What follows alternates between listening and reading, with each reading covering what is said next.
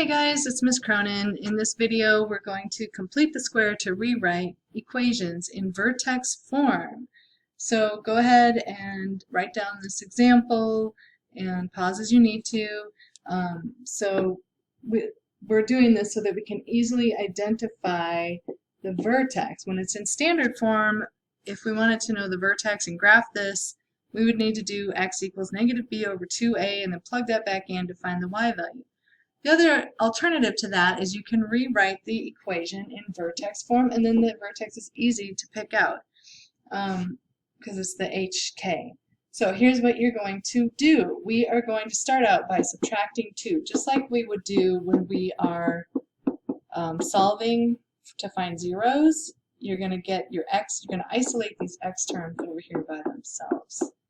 And then on the left side, when you subtract 2 from f of x, you can't do that. They're not like terms, so you just write f of x minus 2.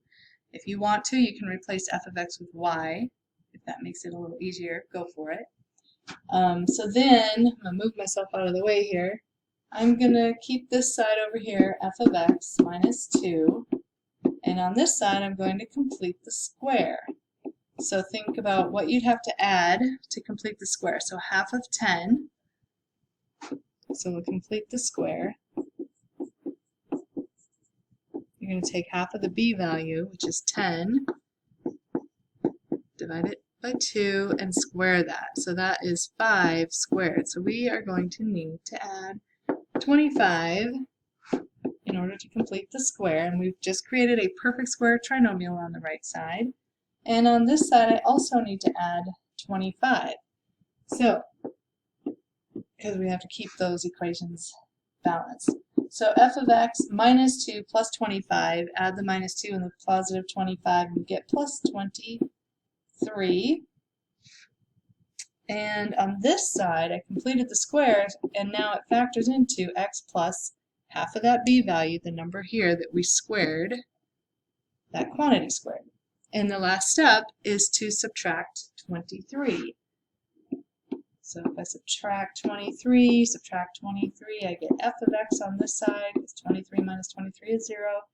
And on the other side, I have x plus 5 squared minus 23. My vertex is easy to pick out now because it's in vertex form. Vertex would be negative 5, negative 23. Okay, a couple more examples here. Let's say that you have a 2 in front of the x squared. That makes things a little bit more challenging. So first thing, we're still going to subtract 9 from both sides. So I have f of x minus 9 equals 2x squared plus 8x. When I complete the square, what I want to have in front of my x squared term is not a 2, but a 1. So there's a couple different ways you can do this. One thing you can do is divide both sides by 2. Works perfectly fine. So on this side I have f of x minus 9 all divided by 2. And on the other side I have x squared, because 2 divided by 2 canceled out, and then plus 4x. So at this point, I'd like you to pause the video and try to complete the square on the right, and remember what you add on the right side, you have to add to the left side, and see if you can do this, the rest of this from here. I'm going to do it as well, but I want you to do it and check your answer. So I'm going to take half of 4 and square it. So 4 divided by 2 squared is 2 squared, which is 4. I'm going to add 4. I'm going to add 4 over here as well. I can't add it to the top there because this whole expression right here is being divided by 2. So I'm just going to leave that for now, and you'll see why. I want to get, in the end, I'm going to get f of x by itself, and I have to undo these steps in the reverse order in just a bit here. So x squared plus 4x plus 4. That factors into x plus 2 squared. Now, what we want to do is subtract 4 from both sides. So we'll have f of x, because now I have that side, I have the a minus h quantity squared, but I need to solve for f of x. So I subtracted 4, subtract 4, and I'm going to get x plus 2 squared minus 4. And then the next thing I need to do in order to solve for f of x is I need to multiply both sides by 2. So when I do that, I have to multiply this entire side by 2. So now I have f of x minus 9 on the right side. And if I multiply both of these by 2, I get 2 times x plus 2 squared. And then the 4 times the 2 is minus 8. And the last step is to add 9 to both sides. So you end up with f of x equals 2 times x plus 2 squared plus 1. The vertex would be -2, 1.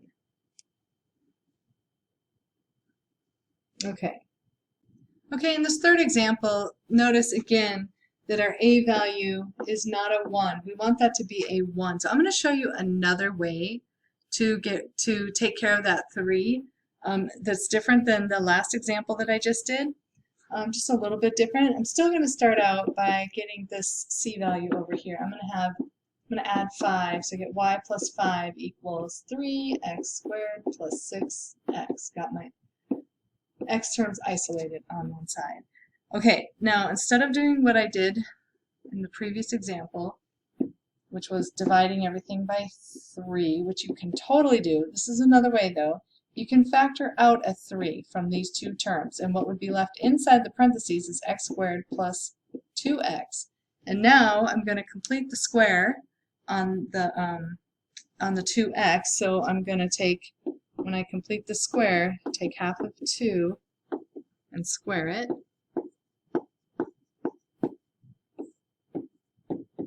That's 1 squared, so that's going to equal 1. So I'm going to add 1 in here.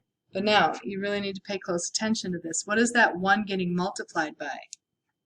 If you look at this, everything inside of here is getting multiplied by 3. So instead of adding 1, I really just added 3, but it's kind of hidden because it looks like I added 1, but that 1 gets multiplied by 3.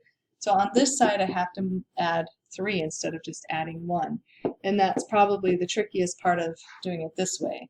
So y plus 8 on this side equals 3 times, now I'm going to factor this into x plus 1 squared. Last step is to subtract 8, so I have y equals 3 times x plus 1 squared minus 8. Okay, so here's another example, and I'm going to do this example in 2 different ways. The way I did it when we went through this problem with the 2 in the front, I'm going to use that process where we divided by 2. I'm also going to do it again where I factor out, and like this one where I factored out the 3. So I'm going to do this exact problem 2 different ways. I want you to pause the video. I'm going to do it, and then I'm just going to come back with the answer, and you can follow the steps, whichever method is preferable to you. Alright, so on the left side over here, I started with the problem 4x squared minus 16x minus 7. First thing, isolate your x terms by adding 7. So I added 7 here. Oops, it's supposed to be, let's go in red here. I added 7 to both sides, and then I divided by 4 because I want to get rid of this 4. So you divide everything by 4, and this becomes y plus 7 over 4 on the left, and then 4 over 4 simplifies to just the x squared, and 16 over 4, and it's minus 16, so negative 4x. Then I completed the square. Half of negative 4 squared is 2 squared, which is 4, so I added 4, and I added 4 over here, and then we factored the right side. It factors into x minus 2, quantity squared, and then on the left side I have y plus 7 divided by 4, and then plus another 4. And then we just have to solve for y. So solving for y is one of the harder parts of this, I think. So you're going to subtract the 4 again, which I did right here, and then I multiplied both sides by 4 to get rid of the 4 dividing by 4. And when I multiply both sides by 4, you got to remember that you got to distribute it and multiply it by both of those terms. And you end up with y plus 7 equals, so right here, y plus 7 equals 4 times x minus 2 squared, because I multiplied that term. This is a term.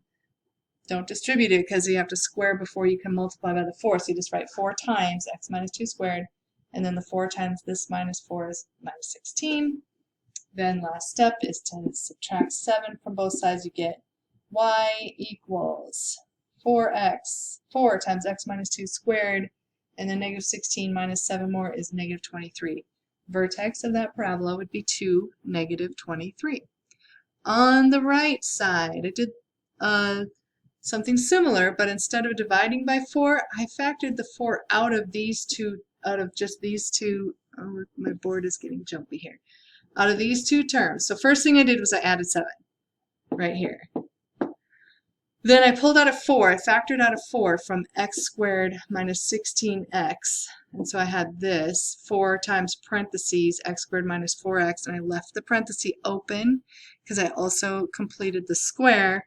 So you take half of the b value here, which is negative 4, take half of it, which is negative 2, squared is 4, so that's where I added the 4. And here's the tricky part of doing it this method. I didn't just add 4. I added 4 times this 4 out here. So I really added 16. So I have to add 16 to this side, not just 4. That's where I see the most mistakes. So don't do that. Make sure that you think like, okay, that 4 is inside the parentheses, has to be multiplied by 4. Because if I distributed the 4 through, I'd get 4x squared minus 16x plus 16, not plus 4. So you add 16 to both sides, that ends up being y plus 23, and on this side I have the 4 still right here, and then you just factor this perfect square trinomial, which factors into x minus 2 quantity squared. Last step is to subtract 23, and here's your equation in vertex form, and the vertex is 2, negative 23. All right, that's it. Bring your questions to class if you have any.